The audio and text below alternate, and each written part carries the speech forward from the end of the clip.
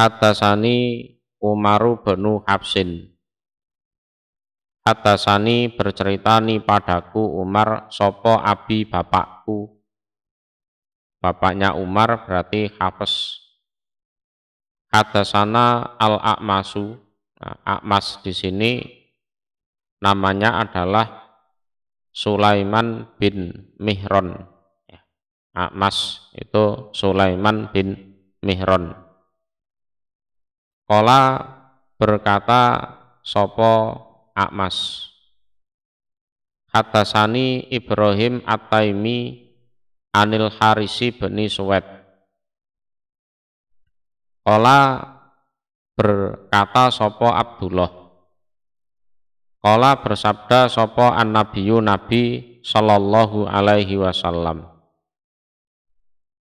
Ayukum manakah kalian malu warisihi yang harta warisannya ayukum iku ahabbu lebih menyenangkan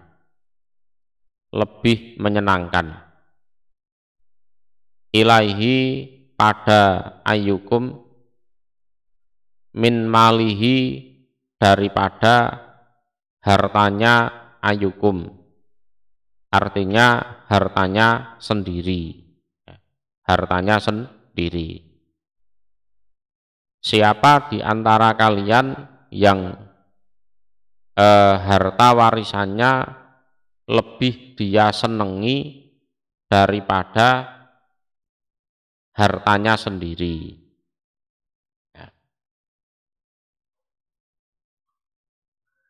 Ya, jadi begini, seseorang yang mati kemudian meninggalkan harta, walaupun harta tersebut itu diatasnamakan dia, diatasnamakan yang mati tersebut,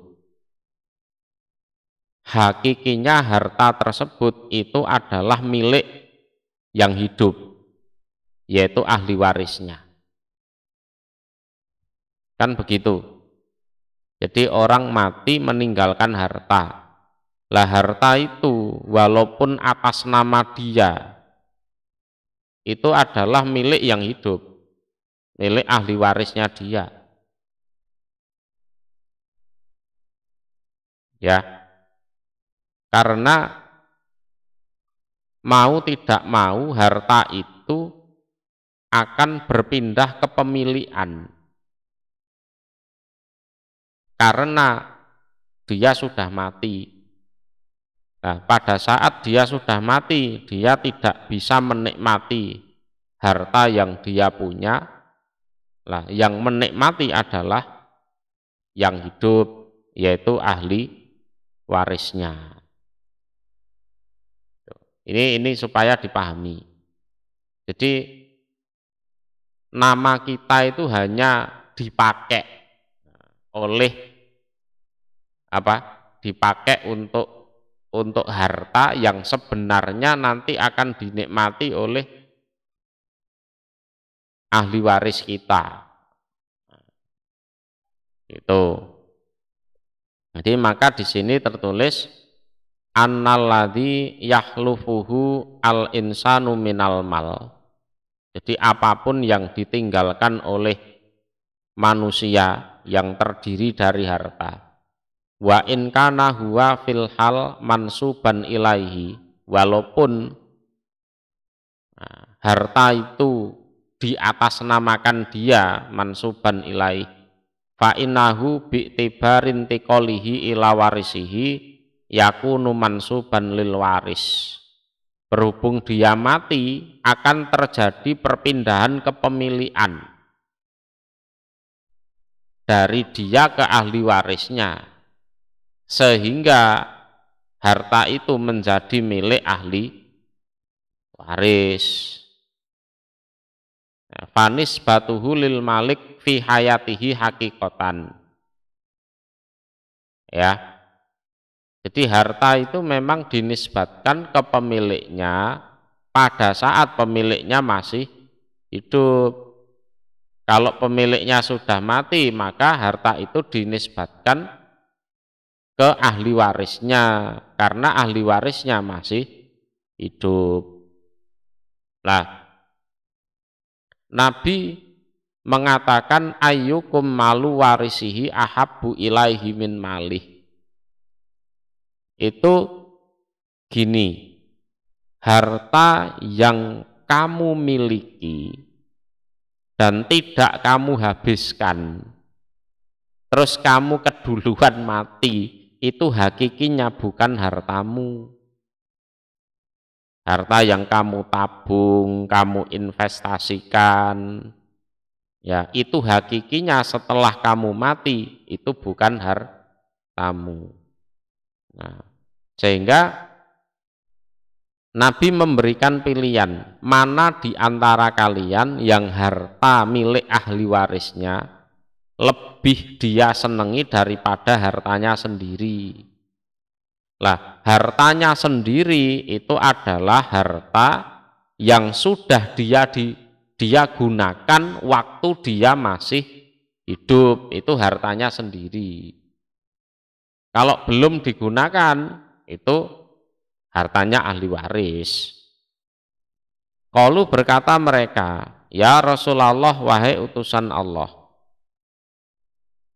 ma tidak ada minna iku dari kalangan kami, ahadun utawi seseorang, ila kecuali maluhu utawi hartanya ahad, iku ahabbu lebih menyenangkan ilaihi pada ahad daripada harta milik ahli warisnya.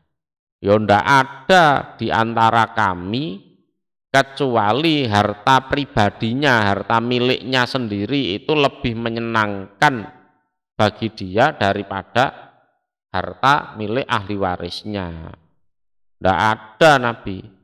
Ya, qala maka bersabda siapa Nabi. Terus Nabi memberi penjelasan. Fa inna malahu, maka sesungguhnya hartanya ahad, hartanya yang asli maksudnya. Ya, maka sesungguhnya hartanya ahad, harta yang asli, alladzi yudhafu ilaihi fil hayah, iku ma apa-apa qaddama yang telah mendahulukan sopo ahad, artinya sudah dia gunakan di dalam hal-hal yang baik, bi anfaqahu fi wujuhil khairat, harta asli seseorang di masa hidupnya, ya, alladzi yudhafu ilaihi fil hayah, adalah harta yang sudah dia gunakan, dia belanjakan, dia nafkahkan di hal-hal yang baik. Itu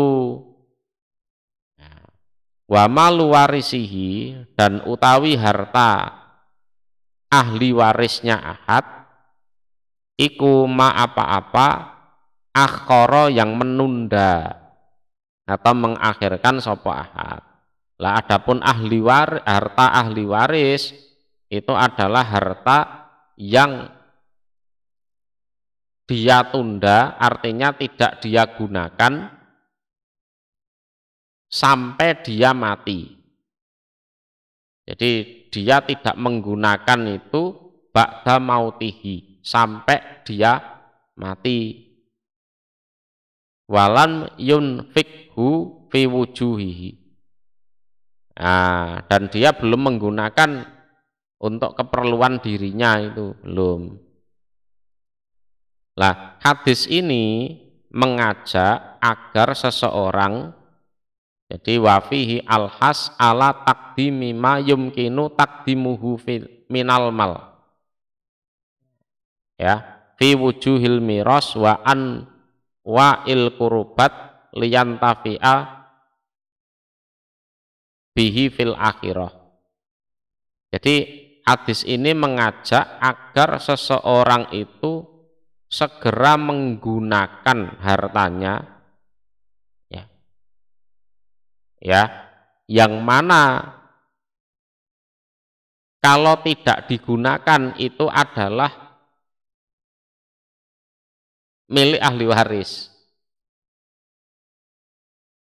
ya. Lah segera digunakan di hal-hal yang baik, hal-hal yang bisa mendekatkan dia kepada Allah, agar dia bisa mengambil manfaat dari harta itu di akhirat kelak. Lah begini, orang itu harusnya mikir kebutuhan primer di dunia itu, ya primer loh ya, belum sekunder yang lain-lain loh ya.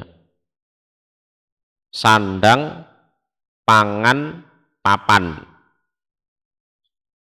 Orang di dunia tidak punya rumah itu menderita.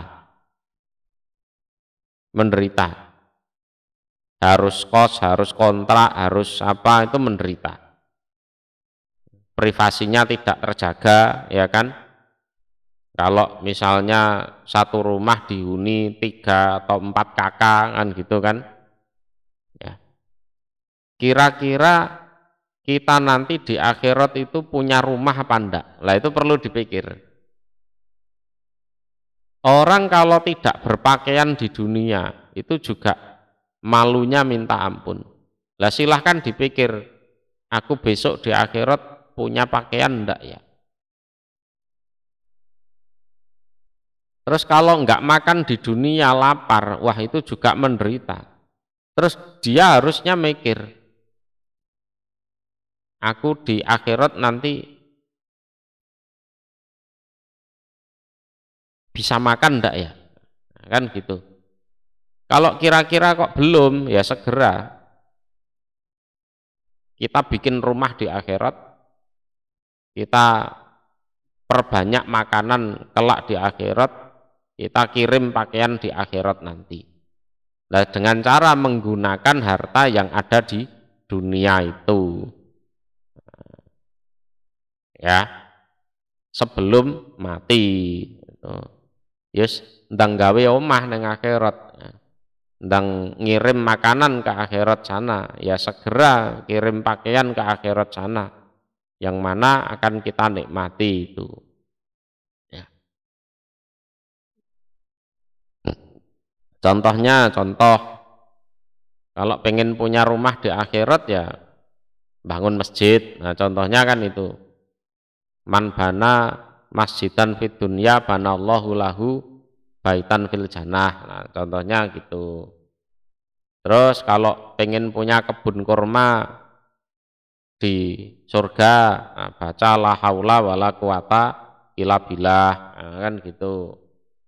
Terus kalau enggak pengen telanjang di akhirat nanti, ya misalnya kalau ada kerabat atau saudara atau orang yang pakaiannya sudah jelek, compang-camping, ya jenengan belikan pakaian. Lah niatnya ya nanti biar jenengan di akhirat bisa berpakaian, tidak telanjang. Niatnya seperti itu.